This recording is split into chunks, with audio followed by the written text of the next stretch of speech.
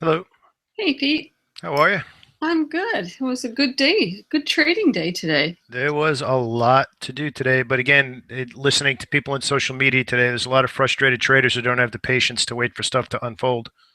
Yeah, and we there were a couple really nice stocks who hit their buy or sell points, mostly buy points, as far as I was concerned. Yep. Well, we actually, when we get to that slide, which is at the end, we spend a lot of time both in the pre-market meeting as well as even in the live trading room, uh, probably focusing a little bit more on the longs because a lot of people who are retail traders coming over to full-time trading, they're mostly comfortable with longs, but this afternoon, there was quite a few stocks that unfolded beautifully out of this morning's game plan on the short side, and we'll take a look at those in a couple of minutes. Yeah. I have the ghost here up on the screen today. To I was reacting to a post that somebody had made just as the market closed today about how frustrating it was to uh, basically watched the market drift all afternoon. And essentially, my answer was it's a ghost town. Not only was it a holiday today, but there's just practically no volume. We didn't even come close to 100 million shares today in the Yeah, the SPY. volume was concerning, and that's why I probably didn't get in size the way I would have on another day. Yep, I agree. And actually, just as an aside, too, I just recently had a conversation through instant messenger on Facebook for the last hour with a personal friend who was trading, and he was telling me how aggressively he was trading something on the short side near 52-week highs.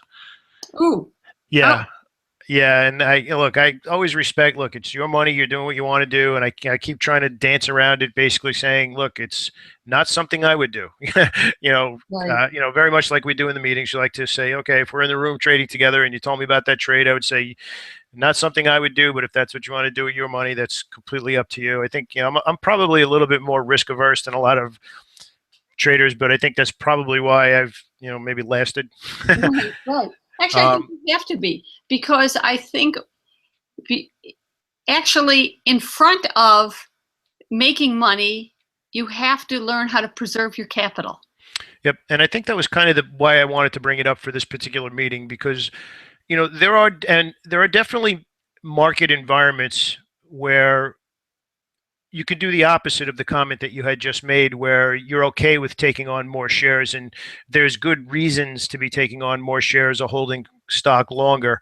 And we're not in that tape right now. We're in the opposite of that tape, where there's not enough institutional participation, and we're gonna actually produce publish a video tonight. Actually, Mary, we're gonna have a couple of videos. This video and another one that where we spent a lot of time in our pre-market meeting today discussing exactly what that means on the chart. How do you recognize when there is institutional participation and how that translates into how you actually manage your trade? Because look, in my opinion, and I know you and I have a lot of the same thoughts on this, we're trading the institutional order flow. And if it's not there, it's going to be very, very difficult to be consistent. So part of learning how to trade is understanding when they are available and then adjusting your trading to when they are or when they aren't.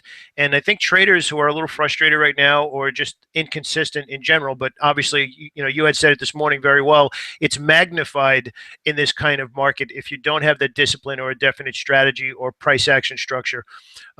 You're going to take unnecessary risk when it doesn't call for it, and you're going to mentally get beat up. And then when the market does offer some good opportunities, you're not going to recognize that it's time, that it's okay to size up a little bit more because the overall big picture, however everybody individually puts that together, is lining up. And we're not in that kind of tape. But if you don't have something that tells you this is a better opportunity, or I kind of had like a discussion. The guy who normally posts, who can be confrontational sometimes. Oh, I mean, he's yep, I do know who that he's he's very talented, but he actually got to the point one time where he was telling me, no, every trade has the same odds, and I'm like, there's not a is. chance in the world that's even true. Right, right. There's not a prayer that that's right. No, I mean just even just the most simplistic model, there's the stock, there's the sector, and there's the market. Just those three things alone are three different things that you could add to the equation as far as whether or not it has better odds for follow through or not. Never mind all of the other stuff, the market internals, and all that kind of stuff. So I just thought it was kind of interesting and definitely educational to give everybody an idea of how much you have to consider, to determine should I, is it me trading poorly or is the market just tough to read right now? And that's kind of why, I put the ghost on here today. It's a little bit of a ghost town in the market, but individually there are plenty of opportunities, and I guess you and I will cover that right now. Yeah, I definitely think there are plenty of opportunities, and today gave us several of them. Well, wait till you see the short list. It was pretty impressive today. So here's the S&P map ending yesterday. Yeah, actually S&P 500. And you can see that there really weren't that many pockets of opportunity on the long side, obviously with a gap and move lower. And here was basically yesterday's price action. And this is what's getting everybody frustrated because we kind of mimicked that again today. And my reply to anybody who had brought that up was essentially that, look, there's no volume, very little volume. Yesterday we did 122. Today we did 88, which we'll see in a second. So here's our call on the morning, or at least what I had on the blog today. And again, just real quick, just so everybody knows, again, you can go to tradingeducationblogs.com and click on blogs and just look for my post. You can just click on there and you can see Marion's, and there's always plenty of stuff on there. So essentially what I had presented today, I thought we were actually going to rally a little bit more than we did. We had SPY price action typically viewed on a 5-day hourly chart right now, and not typically, in my opinion, best viewed right now because you're kind of like seeing at least a little bit of flow that's difficult to see because the daily chart are those doji candlesticks, which if I just pull that over for a second here, and if I type in the SPY, you'll see what I mean. Day to day here, there isn't any kind of flow where we're going up, down or up with any kind of like this type of action here.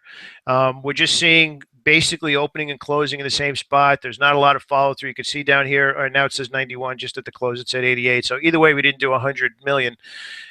So if you take a look at that on the hourly chart, you can at least see a little bit of push down and consolidation, push down, and and flag, and looking, technically we should see another leg down here, but we'll see. But the point I'm making is the volume is so light, it's very, I don't want to even say wrong, but it can be very challenging to have an opinion of what you're reading in the market because of the drift in the market. And I I even think it can be really deceptive. exactly, I think that you could read too much into what's not there. That was actually how I said it to somebody. Right, right, exactly. Because So plus you want to read something in it. yeah, exactly. Because interestingly, somebody else had actually followed up in the Facebook group and said, "Why are traders holding losing trades longer?" And and essentially, what's going on is, I don't know if you remember or not, but we had mentioned it. I want to probably say about a month ago. Where there's certain types of markets where you can trade out of a bad position, but this, and again, we're not saying it's okay to slacken your discipline ever, but look, we're human, and sometimes you have your stop loss in there and you pull it just as it's about to get hit. You say, "Oh, I just give it another nickel, maybe that I don't get taken out the bottom." But in this type of tape where there's a drift like this, it could drift a nickel against you. All of a sudden, it'll drift a quarter and never feel like it's really against you because it just keeps drifting or melting away from you. But you look up and you're like, "Where did that $500 go?" Right. So in this type of tape, you have to be really, really sticking to your rules. So slow drift higher. I was looking for us to get all the way up a little bit higher. We didn't get there, but we did look for an afternoon sell-off. We did get that. So we got a higher move, drift off, sell-off. But again, no trend days in the SPY, making it a tougher tape. So if I pull this back out and just go back to the intraday, so we're on the same page here. Essentially what we got, we opened higher, pushed higher, didn't quite get up to the level that we were looking for, which is filling this gap up here. We did get the sell-off, but this here pullback again for another day in a row did not, for whatever reason, move lower. But look, the buyers aren't exactly stepping in with a vengeance either. Right, exactly. So that was basically the tape coming into the day. Did you have anything in particular for overall market direction that you kind of thought was going to happen today, or were you pretty much on the more stock specific bandwagon right now? What happened at one point, we were watching the market before 10:30. I mean, before 12:30, before we left. So I don't really know what time it was. You had already gone, so maybe between 11 and 12 at some point, when we saw the volume in the spiders pick up. me go on a 5 minute chart. You could usually see the volume a little bit better there. Yeah. So zoom that We out. saw, so it must have been around noon, and I said, I don't like the fact that this volume had picked up. Yeah, you can see it right here between 11 and 12. Right, it was between 11 and 12, and the volume started picking up, and we started going down. I said, this is something to notice. And that's actually because I came in pretty much without a real bias to a direction today. Mm-hmm. Because you know why? All these dojis, I think, was giving us like a directionless, um, I don't want to say bias, but I think it was very confusing. And I think a lot of people I talked to, I mean, which way is it going tomorrow? I said, I don't know, watch the tape.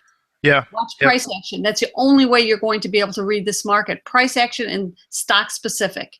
Yep. We actually had mentioned that just briefly yesterday, that somebody had contacted me and said, well, what do you mean there's no bias? We gapped lower and stayed lower. And I'm like, well, yeah, technically you're absolutely right, but we're not going anywhere after we gap. So what, there's really nothing going on other than the overnight orders. There's no new trading intraday really to speak of that you can say, oh, we were definitely a bullish tape today, because like we said, when reading the S&P maps, they're deceiving just looking at the color, because it looks like, oh gosh, it had such a great day, which actually today just does happen to be. Facebook and Apple actually did hold up well today relative to the market, but if you look at a couple of days ago, it wasn't really as weak as it was perceived, because we really didn't move after the open. This was all just on the gap down. Right. So technically somebody who says that is correct. It is definitely closing lower. So in that sense, there was a bias, and maybe we have a different paradigm that we look at it from a day trader's perspective, because we're not necessarily talking about a swing trade or a longer term position that you can say, oh, well, I shorted at 198, or I'm long at 198. Now it's 194. Don't tell me there's not a bias. I'm either up or down in the trade, but we're looking more, between 9:30 and 4 in these discussions. And there was also something else we were watching today, and that was oil. And I knew if oil, we got kind of a mixed reading out of the petroleum inventories, and then oil started heading lower. That pulls the market lower. We had emerging markets, the currency going down, Brazil in particular. All this stuff was, I think, really weighing on the market itself. Yep, this is actually the move that Marion's talking about here. The number came out at 10:30, spiked a little bit in both directions.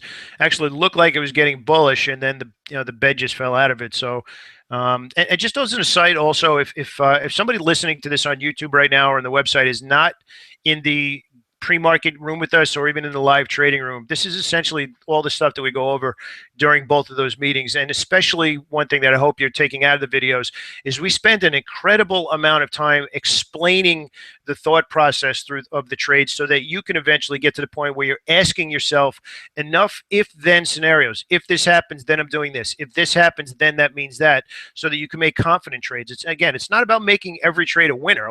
Obviously, that's fantasy island, but you want to be able to put as many pieces of the puzzle together, which you and I have plenty of conversations about that, about how fun it is to, add up all the pieces and come up with an argument. So if you're not in the room with us, at least start a trial. It costs $10 for 30 days. Get in there and just see all the stuff, and you can make a decision if it's for you or not. But I'm pretty confident once you get in there, you'll be like, wow, this is a lot of information, and more so helpful information. Right, exactly. And we're not there to give you a trade. We're there to help you figure out how to trade. Yeah, and you actually said that yesterday, and when you said it in the room, I don't know if everybody fully understood how deep this statement was, but you're absolutely right. Like, I joke around with people. People ask me what I do. I said, I hope I do a good enough job that they don't need me anymore. Right, exactly. I hope they stay. People say, well, why would you do that? You position yourself out of a job. No, because there's always going to be other people then. And if we do a good enough job, then people will say, oh yeah, they're really good at it. Yep, and how to trade. And then the community also feeds on itself too, because what happens is people end up giving back. If they got good value out of it, they stick around, and now they're helping the other people that are coming in after it. Now the community starts to grow, and it becomes a really good place where everybody understands and respects other people's experience, but we're also all helping each other with good ideas. Right, because you know what, we're in the room, and Pete and I will call out where trades are, but there are other people, members in the room, and they start. We've had some great trades with people have called out. So really, people are already helping us out. Yep. And look, we say it all the time. Even with all of our experience, we could still learn, but Mhm. everybody needs to learn. You need first to understand strategy to develop an edge, and then you need to learn how to unfold that edge over and over and over again. And we actually spent a massive amount of time just this morning discussing how to translate your trading ideas into how that unfolds into trade management. Because let's face it, anybody could look at a chart and be like, "Oh yeah, that's a long, or that's a short, or whatever."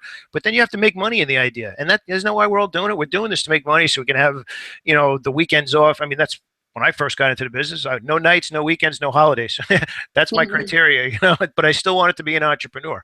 So again, it's kind of a long thing, but we're passionate about helping. And if you feel like you're struggling a little bit right now, these are the exact type of things that we cover every day in both meetings, 8 to 9, and then 9:30 to noon. So that was basically the market call. Here's where we ended up today, and you can see very much why a lot of people are complaining about the follow. It's basically red and green or gray.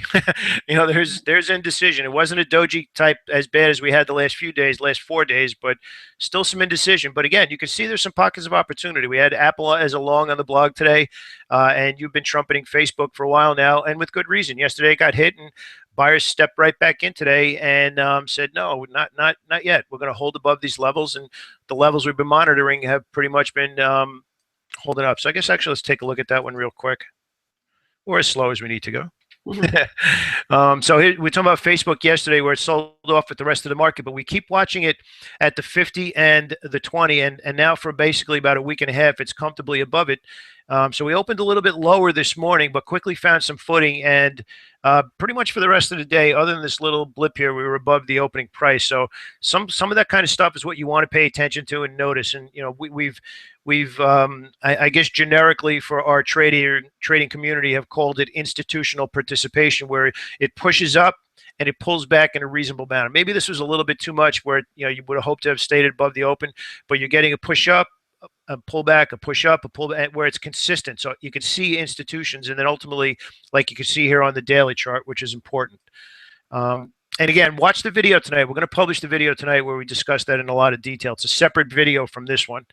So here's the chart of the spiders again. The one thing that was a little bit different today, not quite a doji, but we were comfortably below the opening price, which I think was that was interesting, as well as this Boxia Marion that we had called out. A lot of people in the room this morning were asking about what's the bias to the market, and you and I were pretty clear that there isn't. We're in this 3 week or 4 week trading range, and until we get out of that, let's let the market tip its hand. Right, exactly.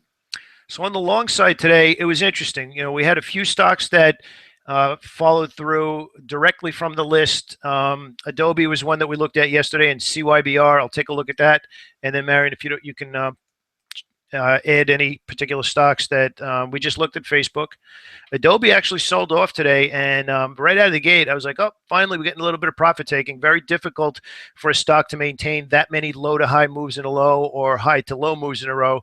But boy, look at how strong this stock came back. Basically 84.10 to 85.80. That is impressive. But again, following up on the meeting that we had this morning, you must, as a trader, get to the point where you're saying, okay, the stock is a buy until I see it not being a buy, and I'm only going to be looking for a buy. I think that's actually the biggest mistake that traders or new traders make, is that when they're looking at something as a buy and it starts to pull back, it becomes a short to them. But a stock that's a buy does not become a short because it's not a buy anymore. I know earlier in my career, I will be the first to tell you that I fell to that because I'm like, all right, up a few days in a row, it's pulling back. So now I want to short the stock. But the way we worded it this morning in the room is we said, when you eliminate one side of the market in a stock that you want to be long or short. So for example, let's just say this is our long list. Again, it's a list of the Dow, but just for argument's sake, if this is our long list and this stock is doing whatever it's doing, you are eliminating any possibility of a short sale because of your higher time frames that you believe it's a long. And when you do that, now you can see or only look for entries in the direction that you find your edge. So you're not putting yourself in a weak position, no differently than what an institution would do. An institution who moves the stock in the first place is not going to be short Adobe the first half hour of the day and then long from 10 to 11:30, and then they're going to sell it again in the. That's not going to happen. Our job is to recognize when they're doing something obvious and then continue to join them until we believe it's changed. And actually, I have Adobe twice on this chart here. I need to Mhm. have a little coffee before. So this Adobe was much stronger than this one because this one became. What else? Did you have anything else you want to make sure we discuss on the long side? Yeah, on the long side or on either side? The long side for now. We'll get into the shorts in Okay. a second. No, the long side. I actually was pretty short today. I pretty much went with the shorts today. Okay. I saw them much clearer, to be honest with you. So we'll go into the inside days right now. For the most part, not many inside moves or anything like that. But the one that we did have that followed through, and again, the reason that we watch the inside days is they usually produce good trend days. And Intuit was one of the stocks on the inside day list today. And you can see here, yesterday's candle was completely in the previous day's candle. That means we're looking for a trend day today. Now, again, very important, okay, extraordinarily important. Clearly in a downtrend here on the daily. The 20s below the 50, they're both pointing down. All of this price action is below. Here's the point that I want to make, and you and I actually had a conversation in the room about 2 months ago about this, Marion, and it was kind of like a little bit of a mental shift. If we are trading an inside candlestick and looking for a breakout, we are changing strategies. It's no longer a trade in a downtrend. It is a one-day condition where we're looking for a breakout either up or down. Sometimes it is down in the direction of the trend, but we're calling for an expansion. So I want to make this clear. You're not trading the downtrend on an inside day if you're looking for a trend day. You're trading a breakout and you're looking for a trend day outside of this day, which was completely inside this day. And we actually fortunately got one of those today. It didn't trade above the previous day's high right out of the gate, which you can see is up here, but it did give us a good trend day. So every day we're going to keep calling those out. And again, if you want, again, go to the blog.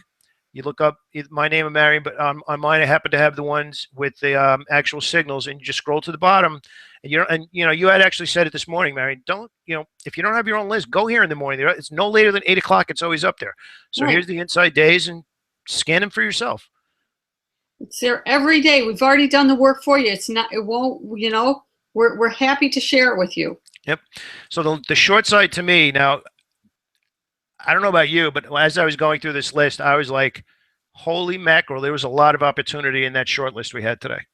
Yeah, my biggest, I think the eggs were the best bet today. Yep. So we had 1, 2, 3, 4, 5, 6, 7, 8, 9, 10, 11, 12, 13, 14, 15, 16, 17, 18, 19, 20 potential stocks you could have taken a look at from the post today, or especially if you're in the room with us today, to take a look on the short side.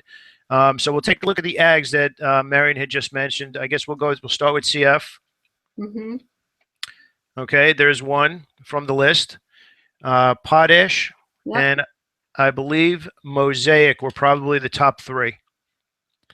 So I hope that inspires you right now to put the video on pause and bookmark the blog posts. Win, we've had in the list every day as well. Okay, Yeah, so Win and LVS were two that we called out this morning in the same sector. And just something else that I think is interesting too, Marion. We had WDC as this. I don't know if you remember. Like we had this as basically it was an inside. So triple inside day looking for a breakout. We kind of peaked out the next day, but we got another doji, and then we got another doji. So we basically had 1, 2, 3, 4, 5, 6 days of indecision. Wasn't quite 6 inside days, but all of a sudden now we're like, okay, this is going to expand, and look what we end up getting. Okay, and just to give everybody a heads up, before it happens, Home Depot is doing the same thing right now. Okay, you can barely, let me actually zoom this out a little bit so you can see a little better. But you can see it's consolidated. This is a big wedge, consolidating. Not quite an inside day, but pretty darn close. So you're starting to see a stock that's consolidating, which will end up leading into or anticipating, forecasting, expecting, whatever you want to call it. You get these kind of days out of consolidation. And those are really good examples of why we scan for the inside days or looking for the consolidations. You're shifting strategy, looking for an expansion of volatility, and that's the kind of stuff you get. We also had Monsanto on the list today. We had Baidu on the list today. And look, I'm not doing this to point out we're wonderful. I'm doing it to point out that if you're frustrated right now, put on your overalls and start working a little harder.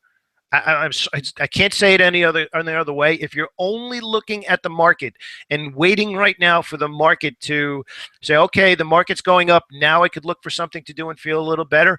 We're not in that tape right now. It is stock specific. Go dig the money out. It's available. And again, I'm not making it easy. I'm telling you it's there.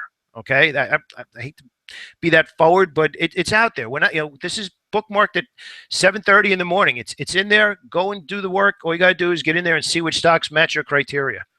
Right. You don't even have to do that much work. Just look at the stocks we've already chosen. Yeah, that's why we put all of them in there. We're not cherry picking which ones we think. Go in there and see which one. You might only be comfortable trading a $25 stock, or you might want to trade a $150 stock.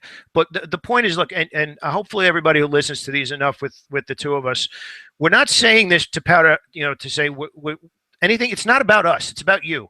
And I hope that comes through clear, because this is about, there's opportunity. And if you're missing it, we want to help you find it every day. That's what it's about. It's not, obviously, for a little bit of theatrics, I highlight these. Okay. I'll admit that. Right? However, this is not about us showing you what we're doing. It's about us showing you there's opportunity. If you're okay with doing the work, we can pull these kind of things out of the market on a regular basis if the market's not obvious, because a lot of people just wait for the market to be obvious. And especially, Marion, in the pre-market meeting and even in the live trading room, you've been on these stocks now for a few days, and look what's going on, especially this one here. And again, another example of a stock consolidating for a few days, and that's the kind of price action you get out of it. So if we can inspire you to believe that maybe just doing something a little bit different, maybe just working a little bit harder, maybe understanding what working a little bit harder means, which again, I think some people who trade from home, who've never been in a trading office or been on the floor of the exchange or any of that kind of stuff, which you don't really know what you don't know. I kind of, like, I think about that all the time. It's like, wow, if I was trading alone, I wouldn't know I'd have to work the keyboard really hard in the morning. What does that even mean? Right. I actually totally agree with you. So hopefully, through these videos, and love to see you in the room with us. Again, 30-day trial for all of those meetings for $10. Get in there and give it a shot. See if it's for you. If it's not, that's fine too. I mean, I just had somebody the other day, send me an email, ask me if he could give me a mentoring advice. He sent me this big long email. I answered him back, and he decided he wanted to try things on his own. That's fine. Look, it's not for everybody, but if you find like you need a little bit of help or push or a little tough love or a pat on the back, we're good for that too. Right. But it's all about building a community, and it's about you guys. It's not about us. Hopefully that you could start taking some of these ideas and making them your own. And if you want a little more in-depth analysis on them, definitely join us in the room. And that's what I have today, Marion. How about you? I think we're good, right? Sounds good to me. Okay, everybody. Marion, thank you very much for sticking around. Everybody else, have an awesome night. All right, guys. Have a great night. See you in the morning. Anybody who's going to join us. Bye. Bye-bye.